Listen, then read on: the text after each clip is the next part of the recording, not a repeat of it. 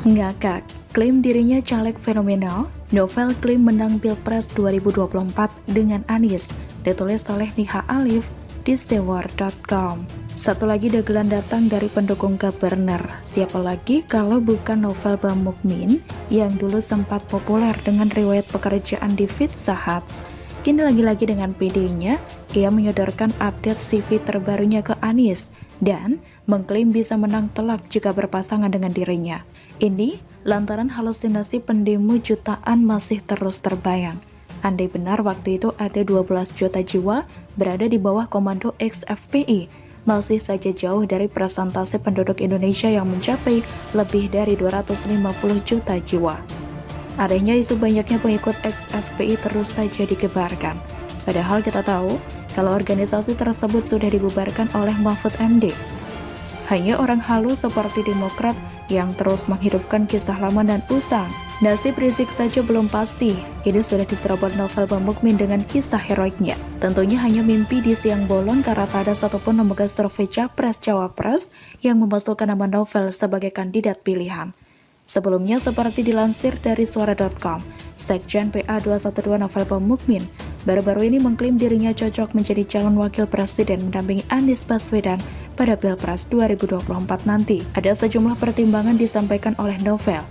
Ia lantas membeberkan kurikulum vitae. Ia misalnya mengaku punya pengalaman dan prestasi di banyak organisasi dan menjabat sebagai pimpinan pusat nasional. Saya pernah menjadi caleg terfenomenal, yang ketika itu boleh dikatakan hanya saya yang menyerukan haram mencoblos nama saya, demi tegaknya negara yang berketuhanan yang Maha Esa, kata Novel dikutip dari jejaring media suara.com pada Rabu 11 Agustus 2021. Artinya sangat cocok mendampingi Anies sebagai capres nanti baik dalam kancah berpolitik, praktisi hukum juga sebagai ulama, serta pegiat media juga aktif dalam aksi kemanusiaan, ujarnya. Kekuatan pendukung yang diklaim capai jutaan orang membuat Novel tentu menjadi sosok yang harus maju karena sudah saatnya tokoh 212 memimpin. Jumlah jutaan itu semua aksi berjalan damai dan tertib, serta bersih. Bahkan rumput saja mereka jaga agar tak terinjak, apalagi negara dan bangsa serta ulama pasti dijaga dan dibela, katanya. Selain itu, soal dukungan Novel juga mengaku tidak asal bicara. Tanpa partai politik pun, kata dia, Novel mengaku memiliki perhitungan atas ucapannya tersebut yang bisa menjadi presiden tanpa parpol. Ia mengkalkulasi ada 130 juta orang yang bisa memenangkan dirinya bersama Anies jika satu orang yang hadir 212 waktu itu mewakili 10 orang.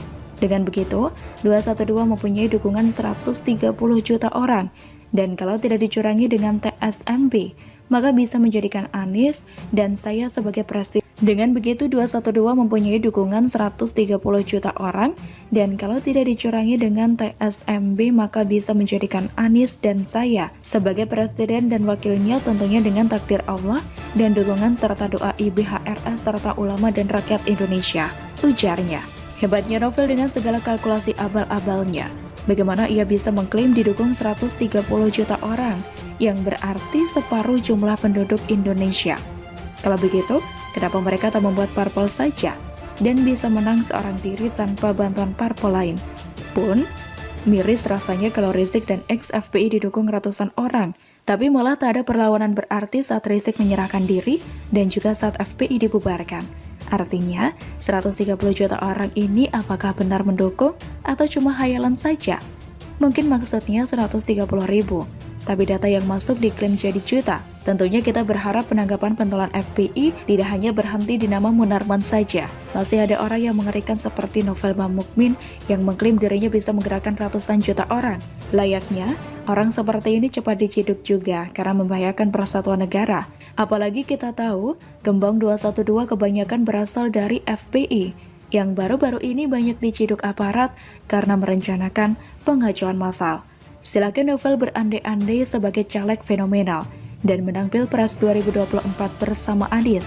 Nanti, kalau saatnya tiba, dialah mantan pentolan ex-FPI yang terlebih dahulu diciduk kalau ada pergerakan masif dari mantan organisasi terlarang itu. Di lain sisi kita juga bisa membayangkan bagaimana Indonesia kelak jika impian Novel kenyataan.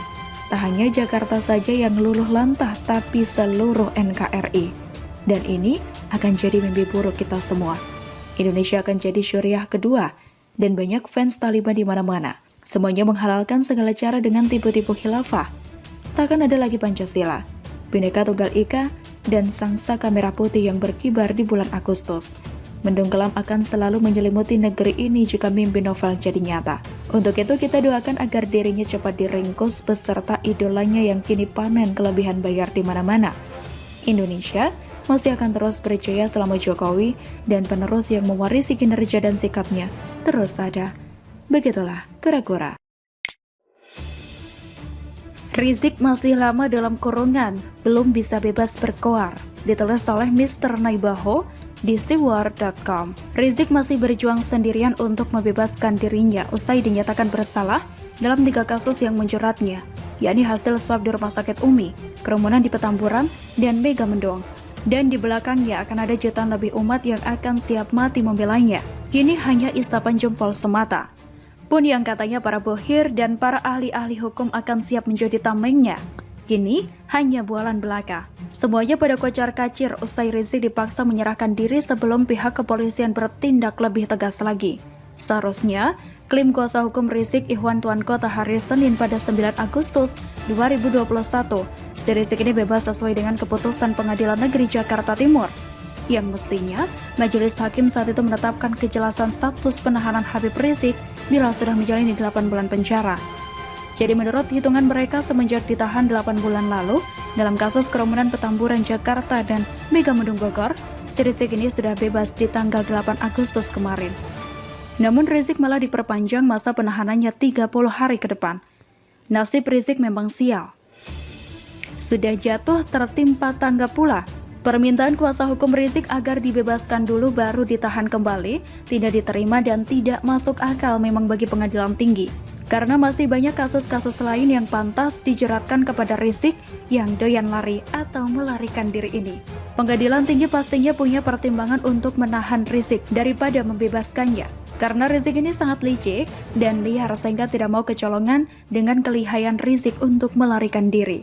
Adalah kewenangan Pengadilan Tinggi Jakarta yang memutuskan melanjutkan penahanan Habib Rizik dalam 30 hari ke depan terkait perkara lain, yakni swab Rumah Sakit Umi. Sementara memang kronologis hukuman Rizik sudah divonis dalam 3 kasus yang menjeratnya, yakni hasil swab di Rumah Sakit Umi, kerumunan di Petamburan, dan Mega Mendung.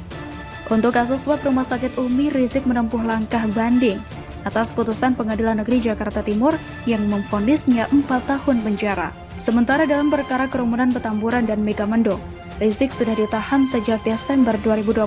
Pun, vonis dari Pengadilan Negeri Jakarta Timur dalam kasus kerumunan Petamburan ke Rizik yakni 8 bulan kurungan penjara. Sementara terkait kasus kerumunan Mega Mendung, Rizik divonis hukuman denda sebesar 20 juta rupiah. Terkait vonis itu, Rizik juga sudah mengajukan banding ke Pengadilan Tinggi Jakarta. Namun Pengadilan Tinggi Jakarta dalam putusannya menguatkan vonis Pengadilan Negeri Jakarta Timur dalam kasus kerumunan Petamburan. Majelis hakim yang mengeluarkan penguatan putusan itu adalah Sugeng Hiyanto selaku ketua dan anggota, yakni Tony Pribadi dan Yahya Syam. Putusan Pengadilan Tinggi Jakarta itu dibacakan pada Rabu 4 Agustus 2021. Pengacara Rizik Aziz Yanwar protes penahanan yang dilakukan oleh Pengadilan Tinggi Jakarta terhadap kliennya. Dia menegaskan, sesuai vonis, Habib Rizik mestinya sudah bebas dari penahanan kasus kerumunan Petamburan. Aziz bilang sudah mengirimkan surat ke Pengadilan Tinggi Jakarta tertanggal 4 Agustus 2021 terkait penahanan Rizik untuk perkara nomor 221 yang akan berakhir 8 Agustus 2021 dengan vonis 8 bulan kurungan sehingga harus dikeluarkan dari tahanan demi hukum. Namun justru Pengadilan Tinggi DKI Jakarta merespon dengan mengeluarkan penetapan penahanan terhadap Rizik terkait perkara nomor 225. Hal ini otomatis membuat para kuasa hukum Rizik mencak-mencak dan emosi. Namun, hanya bisa menumpahkan semuanya itu ke salah satu stasiun televisi yang selalu mengikuti perkembangan dan selalu terdepan dalam memberitakan kasus Rizik ini. Apalagi kalau bukan TV One. Ya, TV milik Bakri ini tidak menyiarkan kasus narkoba yang menjerat Nia Ramadhani dan Ardi Bakri, tapi sangat intens memberitakan dan seakan-akan membela kasus Rizik ini. Terbukti TV One ini dengan mendatangkan narasumber pakar hukum pidana Profesor Muzakir. Dalam wawancara kabar petang TV One, Profesor Muzakir menganalisa persoalan ini. Menurut dia, polemik ini berawal dari putusan Pengadilan Negeri Jakarta Timur yang semestinya majelis hakim saat itu menetapkan kejelasan status penahanan Habib Rizik bila sudah menjalani 8 bulan penjara. Dia menyampaikan demikian karena merujuk pasal 197 ayat 1 huruf K, Kitab Undang-Undang Hukum Acara Pidana atau KUHP. Putusan pengadilan negeri wajib mencantumkan status penahanan. Jadi, dalam diktum putusan diatur begini pada huruf K, statusnya harus jelas. Apakah masih ditahan satu, atau masih harus ditahan atau dibebaskan.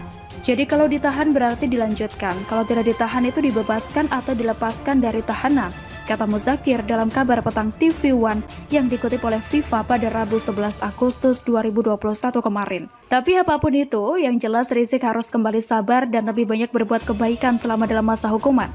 Sehingga ketika bebas nanti bisa menjadi imam yang baik, bukan perusuh, bukan tukang caci maki, dan bukan merasa orang paling benar.